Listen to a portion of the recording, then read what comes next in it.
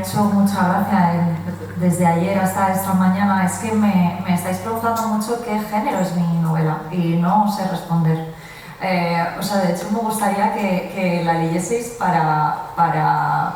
que la englobéis vosotros, ¿no? Porque creo que eso al final es una cosa más de la crítica y de los periodistas, que o sea, yo no escribo pensando quiero estar dentro de este género. Entonces, bueno, pues eso por lo menos para empezar contando una novedad de algo que me he dado cuenta que no sé cómo describirla, ¿no? Luego, bueno, pues como ya os conté, es una historia que se centra empieza siendo una niña que se llama Blanca,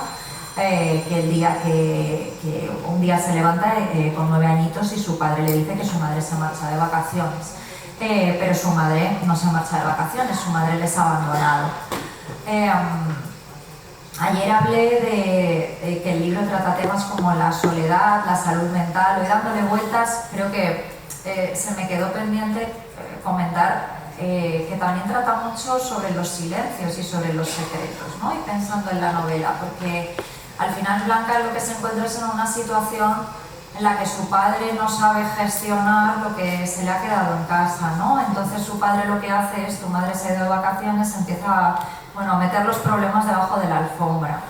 Le dice que igual está en Singapur, que igual está en Bali, que igual está... Bueno, le empieza a decir ciertas cosas porque él no sabe muy bien cómo explicarle lo que ha pasado, y de hecho al principio no sabe si el padre sabe o no sabe lo que ha sucedido ahí, ¿no?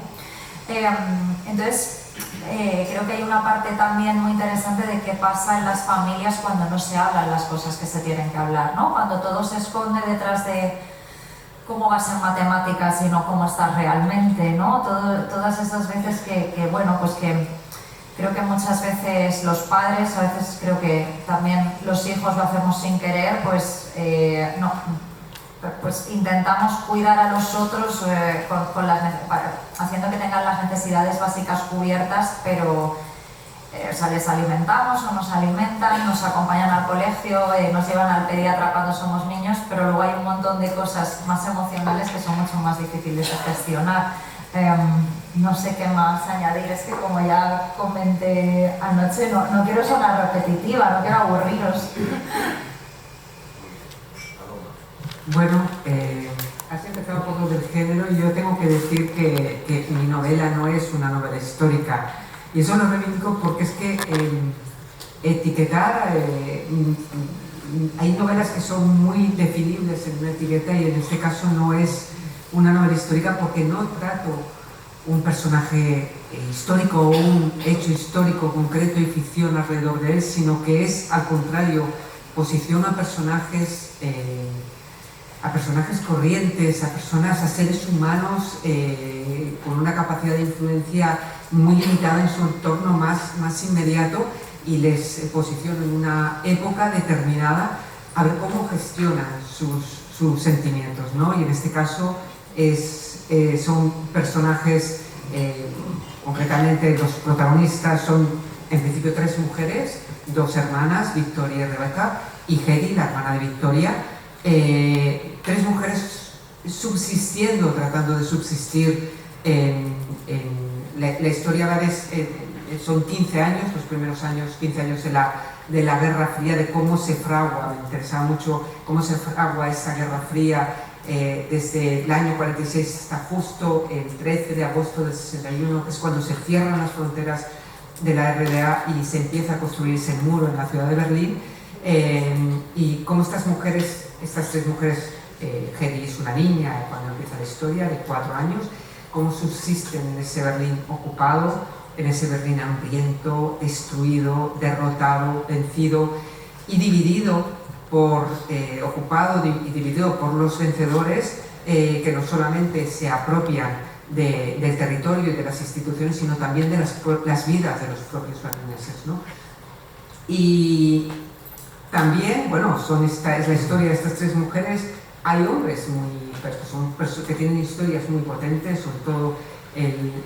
Robert Norton, el capitán Norton, que es la otra cara de la historia, es el otro escenario, es Estados Unidos, porque estas 2 mujeres se les van a cruzar 2 hombres en su vida, Lugo Boy y el capitán Norton, que van a determinar su destino unas acabarán en Rusia, otra acabará en Estados Unidos, y a ambas se les quiebra el sueño, a una el sueño americano y a otra el sueño del socialismo, ¿no? El sueño del comunismo, el sueño, ese ideal. A las dos se les quiebra, cada una con sus propias consecuencias, y es Estados Unidos, es el sur de Norteamérica, es el estado de Alabama, concretamente Tuskegee. Ya expliqué ayer por qué elegí Tuskegee precisamente, la ciudad de Tuskegee, y bueno, también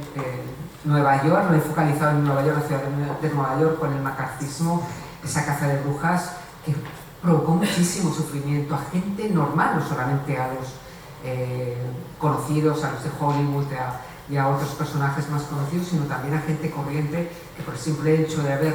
tenido contacto con alguien que había leído o que leía periódicos del otro lado del telón de acero, pues ya era señalado y suponía su exclusión social, profesional, el hundimiento personal de él y de su entorno, de su familia, ¿no? Causó mucho sufrimiento a mucha gente. Eso es un poco el resumen que puedo hacer. Bueno, pues